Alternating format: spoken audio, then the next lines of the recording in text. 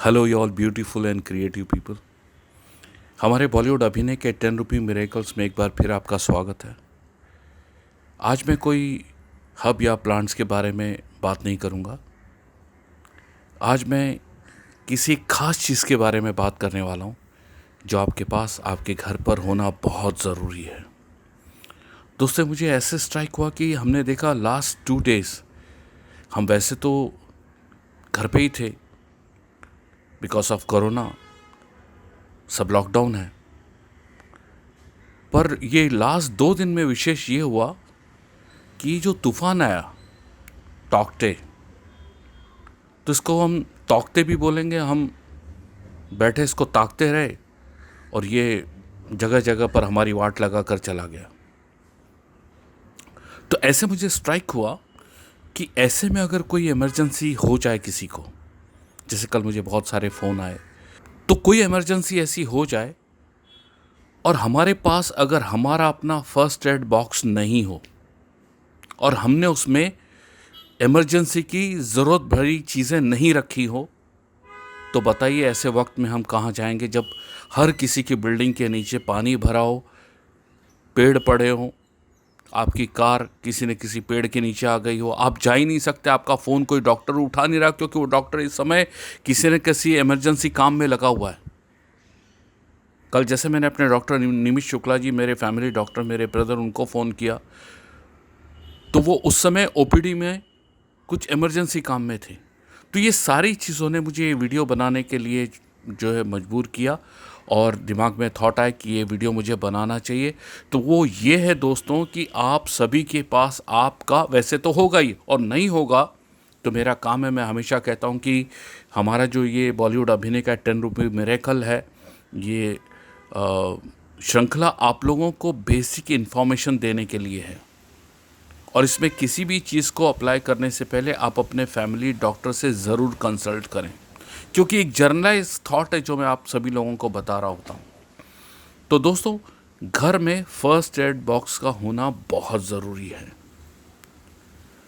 अब उसमें अगर हम बात करें तो एक सेक्शन सर्जिकल की कुछ चीज़ें होनी चाहिए। कल को कोई घाव लग जाए, कुछ हो जाए, कट जाए, तो हम कहाँ भागेंगे इस समय? तो उसमें जैसे बेटाडीन हुआ, गाउस हुआ, कॉटन हुआ, बैंडेज हुआ, पेन किलर हुआ, रिलीफ स्प्रे हुआ, रोलर बैंडेज हुआ, एंटीसेप्टिक क्रीम हुई, वगैरह वगैरह, ये सारी चीज़ें एक सेक्शन में होनी चाहिए कि कल को कुछ कट पिट जाए, चोट लग जाए, कुछ हो जाए तो हम उससे कैसे निपटेंगे। जैसे कोई मस्कुलर स्प्रेन हो जाए तो क्रैप बैंडेज होना बहुत ज़रूरी है, कोई जेल या स्प्रे होना बहुत ज़रूरी है, मस्कुलर रिलैक्सेंट होता है वो बहुत ज़रूरी है। हाँ, बीच में मैं एक बात बता दूं कि अगर आपको कोई बाय एनी चांस जो आउटडोर में रहते हैं, कहीं रहते हैं, स्नेक बाइट या बी बाइट हो जाए, तो आपको बिना रुके किसी भी रास्ते से सीधा हॉस्पिटल ही जाना चाहिए। कहीं किसी का कुछ नहीं सुनना चाहिए। तो ये 2 अलग सेक्शन थे। फिर चलते हैं, अगर हम मान लीजिए कि घर में फर्स्ट एड बॉक्स में आपके पास इलेक्ट्रॉल होना बहुत ज़रूरी है और थर्मोमीटर होना बहुत ज़रूरी है। कई बार लोग मुझे फ़ोन करते हैं या मैं बात करता हूँ कि आपको फ़ीवर था तो कितना फ़ीवर था, तो कहते हैं यार माथे पे हाथ रखा तो थोड़ा गर्म तो था। ये कोई जवाब नहीं है। आपके पास, अरे हेल्थ से बढ़कर क्या है, आपके पास आपका थर्मोमीटर होना चाहिए। जब आपने वो थर्मोमीटर से मेजर किया, उसके बाद एक चार्ट पे लिखिए, तो जो कोई डॉक्टर आएगा उसके पास उसका विजुअल कंस्ट्रक्शन होगा, विजुअली उसके पास पता होगा कि 10 बजे इसको इतना फीवर आता है, ताकि उसको डायग्नोस करने के लिए, दवाई देने के लिए आसान रहेगा। मैंने बहुत लोगों के पास देखा थर्मोमीटर नहीं होता, वो होना बहुत ज़रूरी है। डाइजेशन से रिलेटेड, फीवर से रिलेटेड, वॉमिटिंग से रिलेटेड, कफ एंड कोल्ड से रिलेटेड, डायरिया से रिलेटेड, और ये फूड पॉइजनिंग से रिलेटेड, इनसे रिलेटेड एक दो 2-4 टैबलेट्स, सिरप या कोई ना कोई चीज़ उस आपके फर्स्ट एड बॉक्स में होना बहुत ज़रूरी है। आप सभी लोग इस बात से अवगत भी होंगे, अवेयर भी होंगे कि हमारे पास फर्स्ट एड बॉक्स होना ही चाहिए।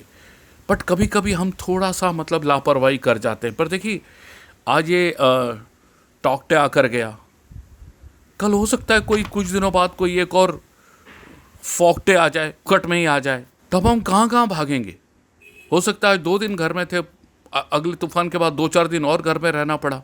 तो हमें क्या चाहिए इस समय? देखिए हर डॉक्टर डे नाइट काम कर रहा है, सारे हॉस्पिटल खचाखच भरे हुए हैं, किसी न किसी की जान बचाने के लिए वो निरंतर काम कर रहा है।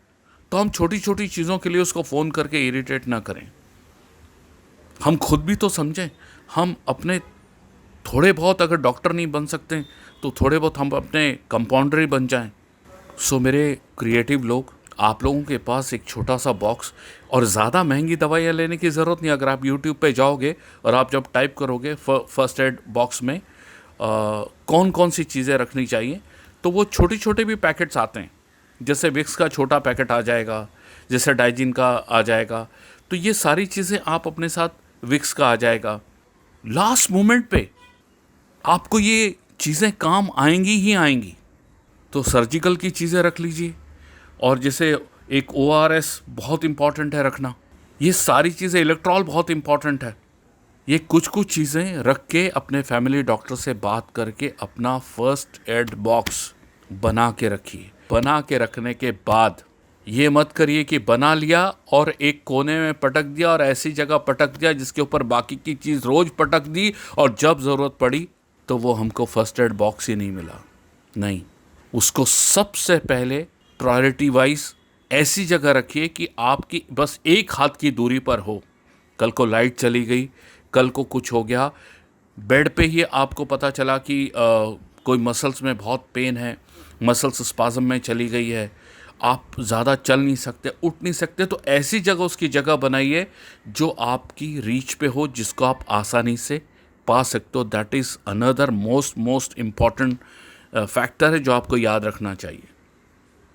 नहीं तो हम जमा तो करते हैं, मेडिकल वाले को ऑर्डर दिया और सारी चीज़ें दे गया, आपने एक बॉक्स में डाल दिया, बॉक्स फिर कहाँ पटक दिया, मेड आई या बाकी के लोगों ने कहाँ रख दिया, हमें पता नहीं, फिर उसका क्या फ़ायदा। वक्त रहते वक्त पर वो चीज़ हमें मिल जानी चाहिए, तो आपके सारे एफर्ट्स का फ़ायदा है। इन सारी बातों का ध्यान रखिए, सेफ रहिए, सुरक्षित रहिए, हेल्दी रहिए, अपना ध्यान रखिए। ये भी वक्त टल जाएगा। मैं नव कुमार राजू, बॉलीवुड अभिनय से। जय हिंद, जय भारत।